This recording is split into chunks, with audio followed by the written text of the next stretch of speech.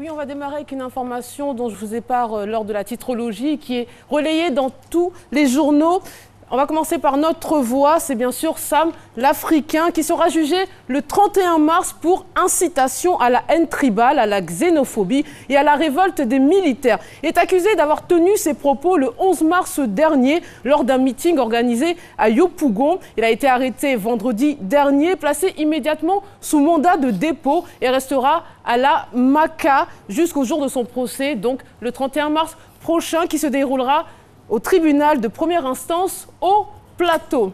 Je vous le disais aussi, en entame de l'émission, Fraternité Matin consacre un dossier spécial à l'Assemblée nationale sur plusieurs sujets. Alors, on va commencer d'abord avec les avantages d'un groupe parlementaire qui sont plus d'ordre procédural que matériel. Alors, chaque président de groupe dispose d'un véhicule de fonction et d'une dotation de carburant de 500 000 francs CFA. Et de façon régulière, l'État accorde un soutien financier à chaque groupe en vue de son fonctionnement. Une aide allouée au prorata, bien sûr, du nombre de députés, d'où l'intérêt des apparentements. Vous l'aurez compris. Mais c'est au niveau du vote des lois que l'on voit l'intérêt du groupe parlementaire, car finalement, ce groupe donne des consignes de vote bien précises à chaque élu. On reste encore sur le Parlement. Maintenant, un autre article.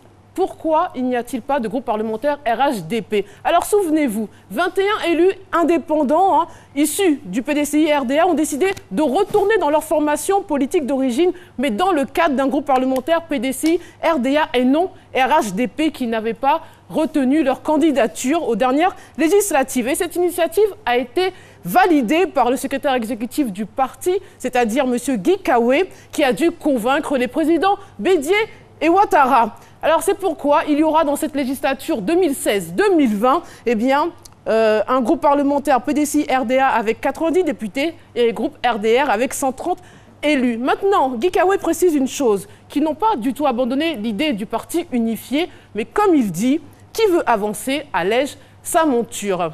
Un autre journal, mais toujours lié à l'Assemblée nationale, c'est Soir Info maintenant, qui nous dit qu'en attendant l'ouverture de la session parlementaire le 3 avril prochain, l'Assemblée nationale doit constituer son bureau avant fin mars. Et là, on a un duel 100% féminin, justement pour la vice-présidence. Alors, deux personnalités du parti présidentiel, on a Jeanne Peumont, députée d'Abobo et trésorière du RDR, qui bénéficie du soutien d'Amadou Soumaoro, le secrétaire général par intérim du mouvement. Face à elle, Aminata Toungara, députée de la commune de Trècheville et épouse d'Adama Toungara, ex-ministre de l'Énergie et actuel conseiller à la présidence. C'est donc une affaire à suivre. Allez, on change de sujet maintenant cette fois-ci avec l'Expression qui publie un plaidoyer, celui du président du FASO qui s'exprimait vendredi dernier en marge de la clôture du 5e Forum international Afrique Développement à Casablanca au Maroc. Alors je le cite, « C'est un gros défi lancé au président de réfléchir pour qu'ensemble nous puissions avoir une monnaie. Cela nous permettra de réaffirmer notre indépendance, d'avoir une politique monétaire propre à nous et non pas attelée à une autre monnaie telle que l'euro. » L'article précise aussi que depuis l'indépendance, 16 pays d'Afrique centrale et de l'Ouest ont toujours l'obligation de déposer 50% de leurs réserves de change auprès du Trésor public français.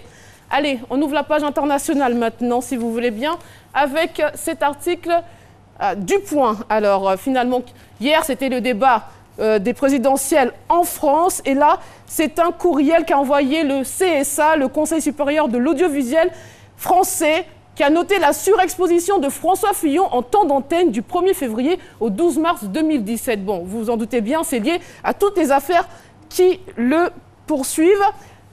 À l'image, vous allez voir le graphique représentatif et le CSA relève aussi que la sous-exposition en temps de parole et en temps d'antenne défavorise donc Benoît Hamon et Jean-Luc Mélenchon, les candidats PS et France Insoumise, comme vous le voyez à l'écran. Et on finit avec l'insolite. Selon une étude australienne, une étude salutaire, je tiens à le préciser, les aînés sont plus intelligents que leurs cadets. Et oui, et la faute à qui? Aux parents et à leur comportement, notamment pendant la grossesse et les toutes premières années de la vie des enfants, les femmes enceintes feraient ainsi davantage attention à éviter tout comportement à risque pour leur aîné. Donc, fini les débats dans les fratries, à savoir qui est le chouchou des parents, qui est le plus intelligent. Pour ma part, le chouchou, c'est le dernier et l'aîné, c'est moi. Donc, je vous laisse faire la conclusion vous-même. Et j'en profite pour embrasser chaleureusement et tendrement mes 3 petits frères. À demain.